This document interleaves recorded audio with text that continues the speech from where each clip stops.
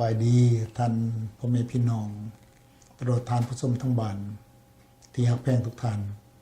ขน้อยดรข้าพานศิรวงศ์สบายดีพ่อแม่พี่น้องที่ฮักแพงทั้งหลาย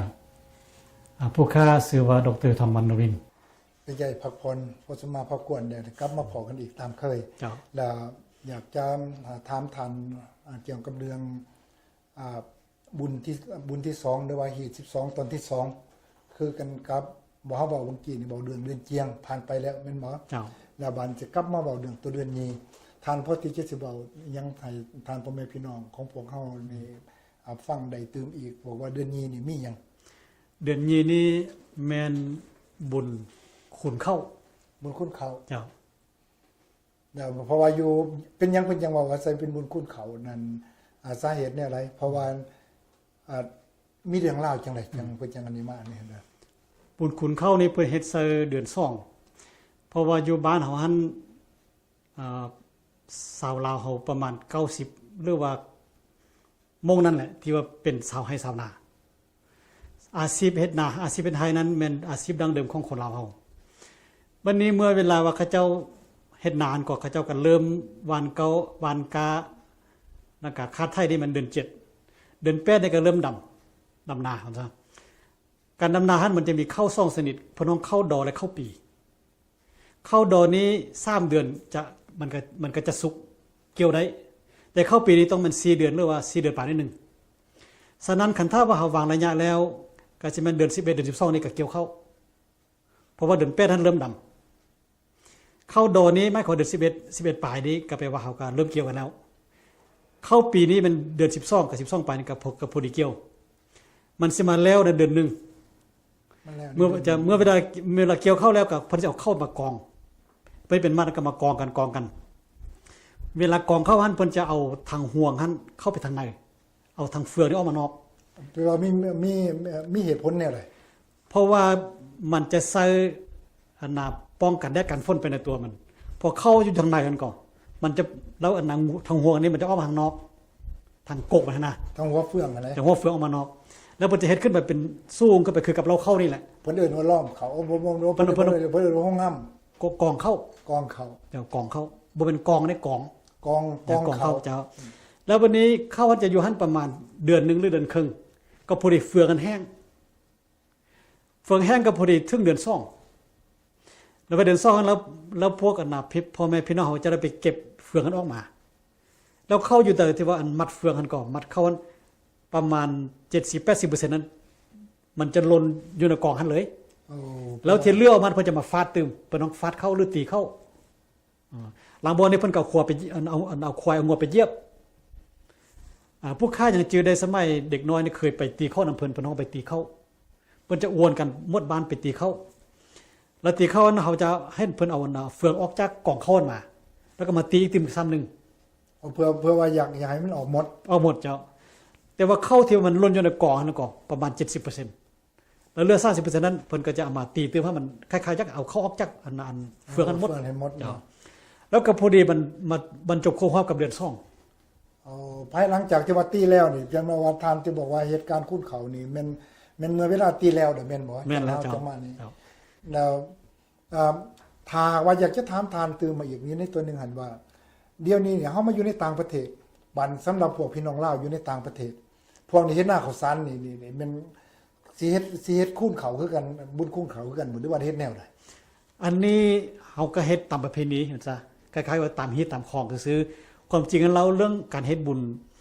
คนเข้านี้ต้องเอาข้าวเปลือกเด้ต้องเอาข้าวเปลือกแม่นแต่ว่าพี่น้องลาวเฮาอยู่ทางต่างประเทศนี่ให้บุญกองข้าวสารก็หมายความว่าเฮ็ดหน้าข้าวสารแสดงถึงคำว่าตัวนี้นี่แม่นเฮานั่นเนื่องจากเฮาบ่มีข้าวเปลือกแม่นบ่แม่นแหละในวันนี้นี่ท่านอยากมีหยังอยากจะบอกให้อ้ายน้องลูกหลานของพวกเฮาสิ่งที่บอกว่าอยู่หาทางบ้านหรือว่าทานผู้ชมทางบ้านนั้นนี่ได้ฮู้จักนอกจากตัวทิ้งที่ว่านี่ไปเฮ็ดเดือนอื่นนั่นก็บ่ได้เฮาจึงมาเฮ็ดในตอนนี้นี่มีหยังเกี่ยวกับทางด้านพระพุทธศาสนาทางนั้นเพราะว่ามาเบิ่งแล้วนี่เดือน2นี่มันสิเป็นประเพณี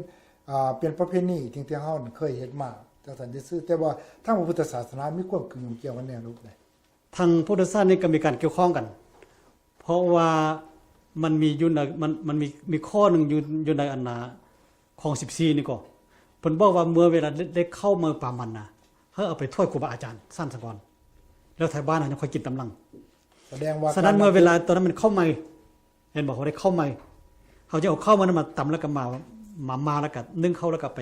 อันนาถ้วยครูบาอาจารย์คล้ายๆกับเฮ็ดบุญเข้ามา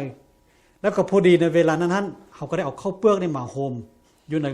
อาจจะอยู่ในเดินบ้านหรือเดินวัดก็ได้มาเป็นกองกันแล้วก็นิมนต์ครูบาอาจารย์มาสูตรเข้าเป็นห้องอันน่ะสูตรขุนเข้ายากเพื่อโดยเฉพาะกับเข้าที่จะเอาไปปลูกปีโตไปนะเป็นห้องข้าวเหนียว หมายว่าเขาแนวที่เขาปลูกแม่นบ่ เจ้าเพิ่นจะมาสูตรกันก่อนเอามาสูตร แสดงถึงคำว่าตอนนี้นี่เนี่ยการทำบุญกองเขา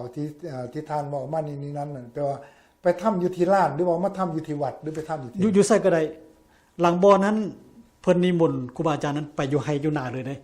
ไปเฮ็ดอยู่พุ่น เป็นญี่ปุ่นเลยบ่ เจ้ากับพวกข้าก็เคยเห็น แล้วสำคัญที่สุดนี่ไม่ของมันมีการเกี่ยวข้องกับอันนาสมัยอันนานำศาสนาพุทธเขาก็มี โอเค เจ้าเพราะว่ามันมีเรื่องเกี่ยวกับตามพวกข้าได้จือมานี่แมันพระอัญญกุฎัญญะนี่ก็สมัยศาสตร์ก่อนๆนั้นเพิ่นเคยได้เป็นชาวนากับน้องสายเพิ่น คนนั้นยาเป็นปัญจวัคคีย์ผู้ตั้งโตโอ เจ้า นี่ ยุนบรรจวัคคีย์ทั้ง5น่ะมีองค์หนึงชื่อว่าอัญญกุฎัญญะ อัญญาคนอัญญาเป็นพุทธดวงตาเห็นตามพุทธวิทย์นั่น เจ้าเพิ่นนี้ไม่เขาว่าศาสตร์ก่อนๆนั้นก็เพิ่นเคยเป็นชาวนากับน้องสายเพิ่นแล้วเมื่อเวลาว่าเพิ่นนั้นเข้าหนาเพิ่นสุกแล้วนะเกี่ยวกันมาแล้วเพิ่นเอาเข้าหนานไปถ้วยครูบาอาจารย์ก่อนบ่ทันกินเทื่อว่าตัวเองบ่ทันกินเทื่อเอาไปถ้วยครูบาอาจารย์ก่อนแล้วก็ปรารถนาว่าขอให้ผู้ค้านี่ได้ดวงตาเห็นธรรมก้อนคนทั้งปลายทั้งปวง อ๋อ โดยเหตุนี้แหละเมื่อเวลาว่าปัญจวัคคีย์ทั้ง5นั้นมาฟังธรรมพระเจ้าทำอิฐกันก่อนอัญญากลอัญญานี้ได้ดวงตาเห็นธรรมก่อนหมู่หมด หมายกว่าเดือนอนิยสัตสีหั่น เจ้าโดยเหตุนี้พระพุทธเจ้าเพิ่นจึงว่าเวลาเพิ่นเทศธรรมจักรกันก่อนมันมีตอนนึงเพิ่นว่าอัญญาสิวัตตโภโกนัญโย อ๋อหมายความว่าแสดงว่ารักษาน้ำมะเกียรติน้ำมะยศของปัญญาคนอัญญานี่ไว้อยู่ อัญญาสินี่แปลว่าเห็นแล้วเนาะ อัญญาสิวัตตโภโกนัญโยแปลว่าโอ้โกนัญญาเห็นแล้วเนาะคล้ายๆโกนัญญาหมายความว่าเพิ่นมีดวงตาเห็นธรรมขึ้นคล้ายๆกับได้ซ้ำได้เป็นโสดาบันแล้ว เป็นผู้ทำอิฐในศาสนาพุทธเฮาอันนี้แปลว่าพ่อแม่เฮาหันเพิ่นอยากให้เฮาหันได้ตามหอยของพระอริยเจ้าทั้งหลายจึงบอกให้ลูกหลานว่าเวลาเฮ็ดบุญของเขาเด้อให้เฮ็ดบุญเด้อเวลาพวกเจ้าสิคนเข้าขึ้นเราขึ้นเหยียนะให้เฮ็ดบุญซะก่อนเอาเข้านี่ไปทานครูบาอาจารย์ซะก่อนแล้วก็เข้าเสียเฮ็ดไว้ปีหน้าให้เอาเพิ่นมาสุดมาซอยจะได้เข้าทวีคูณ หมายความว่าทวีขึ้นหลายคนจากจริงๆปีผ่านมา เจ้าอันนี้มันต้นตัวมันอยู่บนหัดเจ้า เอาอันนี้นี่ดีเมื่อเว้ามาฮอดตอนนี้นี่แล้วนั่นก็คิดว่าอยู่ในตัวขอตัวที่2เราเนี่ยทานนั้นมีหยังแน่อยากจะข่าวให้ทานพ่อแม่พี่น้องของเฮานั้นได้ฮู้จักเกี่ยวกับนอกไปจากสิ่งที่บรรยายมานี่เกี่ยวกับเรื่องบอกว่าเดือนตัวที่2ฮีตที่2สิ่งที่มีอันนี้ทานพ่อแม่พี่น้องของเฮานั้น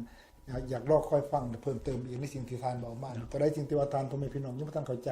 นั้นอยากเจ็ดซ้ำก็กรุณาได้เลย ความจริงท่านผู้ค้ายักษ์อันนั้นเน้นตึมคือว่าพี่น้องเฮาวันบางคนก็อาจจะบ่ได้เฮ็ดไร่เฮ็ดนาแต่ว่าได้เฮ็ดสวนอาจจะเป็นสวนกล้วยสวนมักมี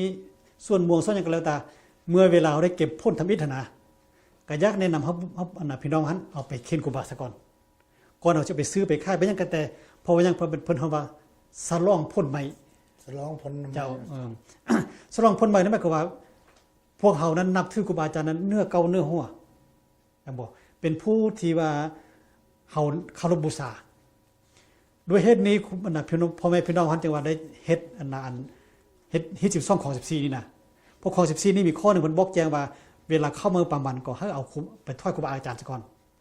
อันนี้บ่หมายความว่าเอาเฮ็ดบุญยามนี้เราสิได้บุญได้นี่เนี่ยบ่แม่นเฮ็ดยามใดก็ได้บุญนั่นน่ะแต่ว่าข้อนี้นี่หมายความว่าเป็นจาฮิตพวกเฮา เป็นใจฮีต เจ้าเมื่อเวลาเฮาเฮ็ดหยังกะยาที่เฮาเก็บเกี่ยวทำอิฐนะให้เอาไปถวายครูบาอาจารย์ซะก่อนแล้วค่อยเอาไปซื้อไปขายตำลังหรือเอาไปกินตำลังเฮ็ดจังซี่เพิ่นเฮ็ดว่าเฮ็ดตามหอยของพระอริยเจ้า ตามข้อของพระริยเจ้าหรือว่าตามฮีตของพ่อแม่ จังซั่นก็ถูกเจ้า เอาหมายความว่าพอถือมาแล้วก็ได้กลายเป็นฮีต เจ้า เนาะ เจ้า โอเคท่านพ่อแม่พี่น้องทั้